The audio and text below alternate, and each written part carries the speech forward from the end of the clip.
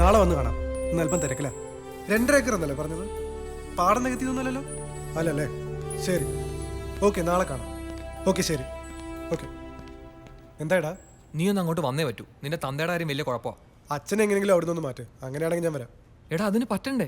നമ്മളൊന്ന് ഇന്റർവ്യൂ ചെയ്താൽ ശരിയാവില്ലെന്നാ പറയുന്നത്. ചോദ്യങ്ങളൊക്കെ അങ്കിള് തന്നെയാണ് ചോദിക്കുന്നത്, അതും ഇംഗ്ലീഷിൽ. എന്റെ ദൈവമേ, കൊളമാക്കുമല്ലോ. കൊളമായി. ഒരു വൃത്തികെട്ട വിഗ് കൊടുത്ത് തലയെ വെച്ചിട്ടുണ്ട്. എങ്കിൽ ഞാൻ അങ്ങോട്ട് തീരെ ഇല്ല. നീ തന്നെ അങ്ങ് മാനേജ് ചെയ്യ്, അല്ലെങ്കിൽ പിരിച്ചുവിട്. എടാ, പാർവതിയും പറഞ്ഞു. Hello. One certificate university mark list and getting a rank come for here. And how many year bond working here? പേടൻ പാടാണ്. പാടായിരിക്കും. കുഞ്ഞെ വെറുതെ കാണാതെ പഠിച്ച് പരീക്ഷ എഴുതിട്ട് ഒരു കാര്യമില്ല. എങ്ങനെയുണ്ട് അങ്കിളെ, ചോദ്യങ്ങൾ ഞങ്ങൾ ചോദിക്കാം. ആദ്യം ഈ ഫയൽ എന്റെ ചോദ്യത്തിന് ഉത്തരം പറയട്ടെ. ഫയൽ എവിടെ? ഫയൽ ഫയൽ ഫയൽ താടേ. സർ, ഇയാൾക്ക് ഭ്രാന്താണ്. എന്തൊക്കെ സ്റ്റുപ്പിഡ് ക്വസ്റ്റ്യൻസ് ആണ് ഇയാൾ ചോദിക്കുന്നത്? എന്റെ സർട്ടിഫിക്കറ്റ് ഇതാ. എനിക്കിവിടെ ജോലി തന്നാലും വേണ്ട. അങ്കിൾ, അടുത്തതൊരു ജാനകിയാ. അച്ഛന്റെ റെക്കമെൻഡേഷനാ. ആ കുട്ടിയോട് ഞങ്ങൾ സംസാരിച്ചോളാം. ആയിക്കോ. ആമ്പിൾ എന്നുള്ള സ്റ്റാൻഡേർഡ് സാധനങ്ങൾ വരുമ്പോ ഇങ്ങോട്ട് ഏൽപ്പിച്ചാൽ മതി.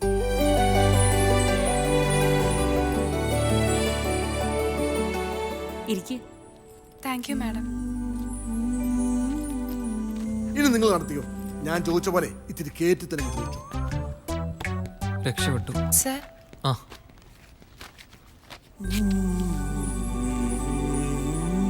ഡിഗ്രിക്ക് 85% ഉണ്ടായിരുന്നല്ലേ? നൈസ്. Thank you madam. ശരി, ഞാൻ വിളിക്കാം. സാജ, ഇന്റർവ്യൂവിന് വന്നൊരു പെണ്ണ് തലയുറ്റി വീണു. നീ ഒന്ന് വന്നേ. ഒന്ന് വിളിച്ചു നോക്കി. ജാനകി, ജാനകി, ജാനകി. എന്ത് പറ്റിയടേ? തല ചുറ്റി വീണതാ. ഗർഭിണിയായിരിക്കും. കുട്ടി സിംഗിളാ. സിംഗിൾ ആണോ ഡബിൾ ആണോ എന്നൊക്കെ സ്കാൻ ചെയ്തല്ലേ പറയാൻ പറ്റൂ. ശരി ശരി, പോയേക്കാം. ഒന്ന് നോക്കിക്കോണേ.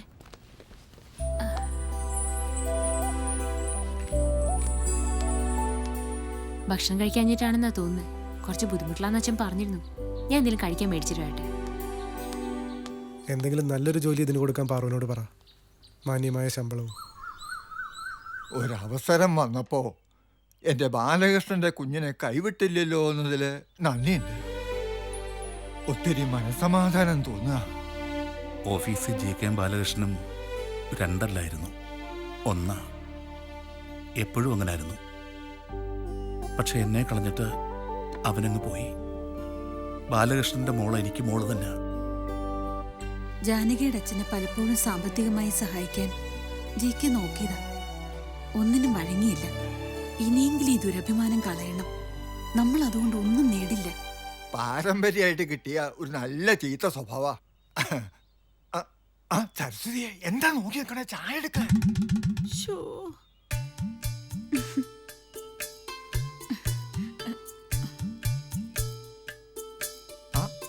എന്താ എല്ലാവർക്കും ഒരു പരിങ്ങല്? മുത്തച്ഛ, ചായ ഇടണമെങ്കിൽ പാലും പഞ്ചസാരവും തേയിലയും വെള്ളവും ഒക്കെ വേണ്ടേ? അതിനിവിടെ വെള്ളം മാത്രമേ ഉള്ളൂ. പിന്നെ ഇങ്ങനെ ചായ ഇടുന്നേ?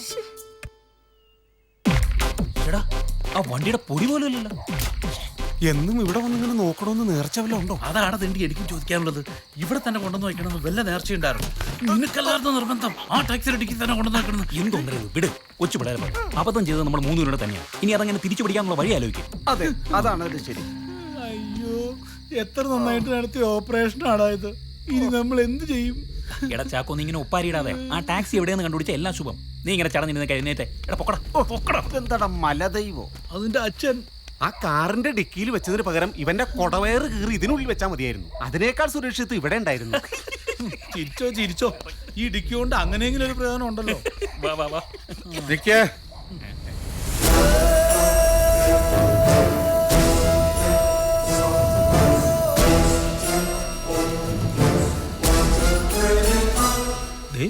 എന്നേക്കാ വലിയൊരു ഡിക്കി. ഞാൻ കുട്ടൻപിള്ള സാറ്. കുട്ടൻപിള്ള എന്ന് പറഞ്ഞാൽ ആർക്കും അറിയില്ല. കുഞ്ഞുകുട്ടി മുതൽ പടുകിഴവൻ വരെ കുട്ടൻപിള്ള സാറിനെ വിളിക്കൂ. കുട്ടൻപിള്ള സാർ എന്താ ഇരുട്ടത്ത്? ഒന്ന് ഒളിച്ചിരിക്കാമെന്നതാ. അതുകൊണ്ടല്ലേ നിങ്ങളെയൊക്കെ കാണാനും പരിചയപ്പെടാനും കഴിഞ്ഞത്.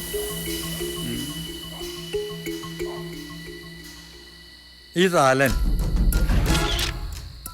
ചാക്കോ, വെങ്കടേഷ്. പേടിക്കണ്ട, ഞാനും നിങ്ങളെപ്പോലൊരു സാധാരണ മനുഷ്യൻ തന്നെയാ. എനിക്കും കുറെ പണം നഷ്ടപ്പെട്ടു. ഒരു വ്യത്യാസമുണ്ട്, എനിക്ക് പോയത് സ്വന്തം പണവും നിങ്ങൾക്ക് പോയത് കട്ടതും. കഴിഞ്ഞ കുറേ ദിവസങ്ങളായി ഞാൻ രാത്രിയിലെ യാത്രക്കാരെ, മര്യാദയ്ക്ക് നടക്കുന്നവരല്ല, നിങ്ങളെപ്പോലെ ഒളിച്ചും പതുങ്ങി നടക്കുന്നവരെ അന്വേഷിച്ച് നടക്കുകയായിരുന്നു. അങ്ങനെ ഇവിടെ വന്നു. നിങ്ങൾക്ക് നിങ്ങളുടെ പണവും എനിക്ക് എൻ്റെ പണവും കിട്ടട്ടെ എന്ന് പ്രാർത്ഥിക്കാം. KL 1A999 സ്കോർപിയോ, അതല്ലേ വണ്ടി? കയറി പോയിക്കോളൂ.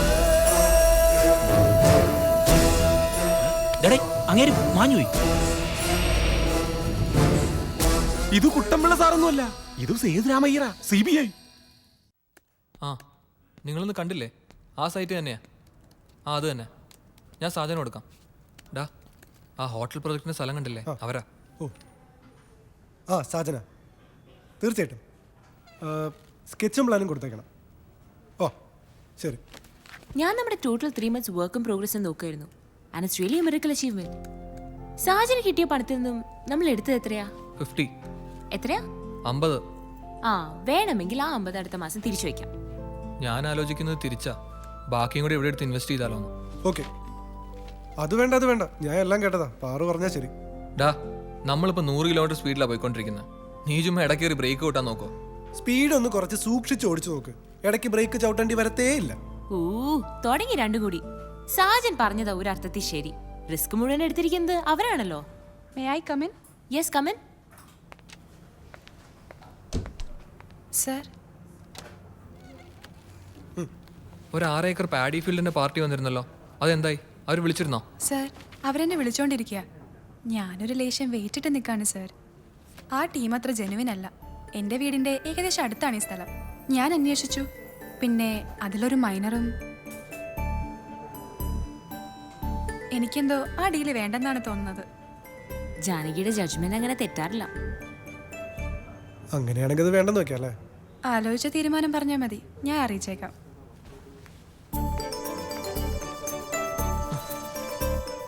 എത്ര പെട്ടെന്നായി പെണ്ണ് റിയൽ എസ്റ്റേറ്റ് പണി പഠിച്ചത്. ജീവിതത്തിൽ വിശപ്പ് പതിവായാലേ ആരും എന്തും പഠിക്കും.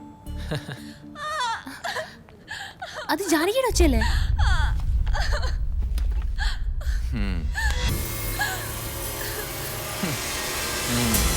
ഹലോ, നിങ്ങൾ ആരാ ഇങ്ങോട്ട് കടത്തി വിട്ടത്? ഇവിടത്തെ മുതലാളി സാറാണെങ്കിൽ സാറിനോട് പറയാം ഞാൻ ആരാണെന്ന്. പിന്നെ എന്നെ ഇങ്ങോട്ട് ആരും കടത്തി വിട്ടു ഒന്നുമല്ല സാറേ, ഞാൻ ഇങ്ങോട്ട് പോന്നതാ. നിങ്ങൾ ആ കുട്ടിയെ വിട്, നമുക്ക് എന്ത് കാര്യത്തിലും സംസാരിക്കാം. ഇതാരാ? സാറിന്റെ ചെങ്കിടിയെ? സാറേ, എനിക്ക് പറയാനുള്ളത് ഈ പെങ്കൊച്ചിന്റെ മുമ്പ് വെച്ച് തന്നെ പറയണം. എല്ലാരും പറയുന്ന ഈ പെണ്ണിന്റെ തന്തപ്പടി വലിയ സെറ്റപ്പ് ആയിരുന്നു എന്നൊക്കെയാ. പക്ഷെ എനിക്കറിയില്ല സാറേ, ഞാൻ കാണുമ്പോ തന്തപ്പടിയില്ല, ഒരു സെറ്റപ്പും ഇല്ല.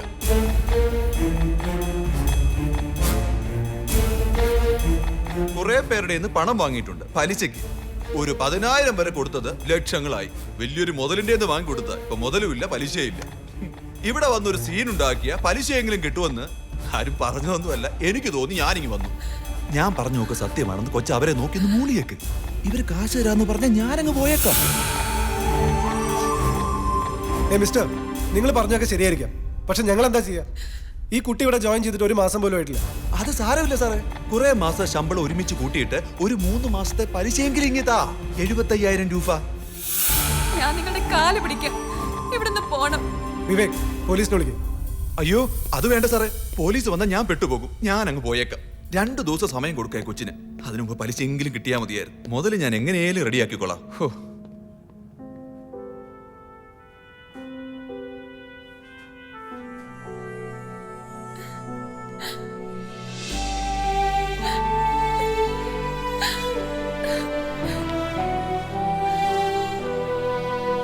അങ്ങോട്ട് പോകാൻ അത്രയ്ക്ക് വിഷമാണെങ്കിൽ എൻ്റെ മോൾ ഇനി പോകണ്ട.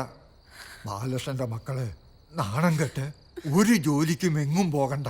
അത് തന്നെയാണ് എൻ്റെ അഭിപ്രായം. പക്ഷെ പിന്നെ എങ്ങോട്ട് പോണമെന്ന് കൂടി മുത്തശ്ശൻ കുട്ടികൾക്ക് പറഞ്ഞു കൊടുക്കണം. മുത്തച്ഛ, അമ്മയ്ക്ക് വേണ്ടി മാത്രം ഒന്ന് സൈലൻസ് പറയോ? വേണ്ട, മിണ്ടുന്നില്ല, ഞാൻ പോയേക്കാം. പക്ഷെ വിശപ്പും ദാഹമൊന്നും പറഞ്ഞ് ആരും അടുക്കളയിലോട്ട് വന്നേക്കരുത്.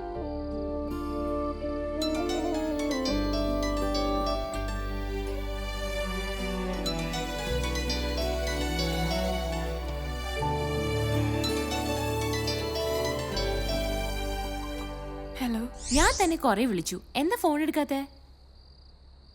ഞാൻ കാരണം ഓഫീസിൽ വെറുതെ ഒരു പ്രശ്നം. വെറുതെ അല്ലല്ലോ, കാശ് കൊടുക്കാനുള്ളത് തന്നെയല്ലേ. അപ്പൊ കാശ് കൊടുത്താ പ്രശ്നം തീരും.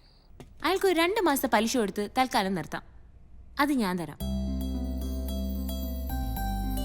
എന്താടോ ഒന്നും മിണ്ടാത്തെ?